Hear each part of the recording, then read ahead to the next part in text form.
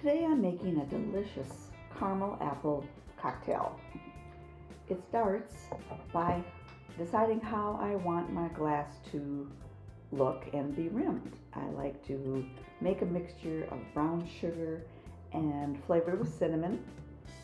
Kind of mix this all together really well so it's nice and smooth.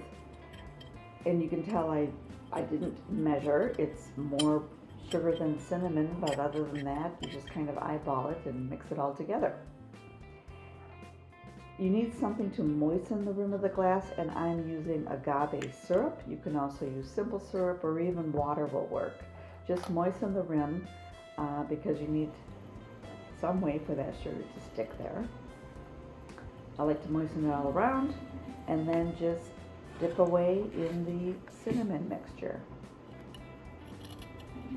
This will stick very nicely, especially with that agave syrup. And once the rim is covered, your glass is ready and you can start filling it with all the deliciousness. Fill the glass with ice and then you need caramel flavored vodka. I use 1.5 ounces here, or a jigger as some call it. Just pour that over the ice, and then you only have one other ingredient. It is apple cider, because that's a perfectly seasonal drink, and I must have this at least once every fall because it captures the flavors of the season.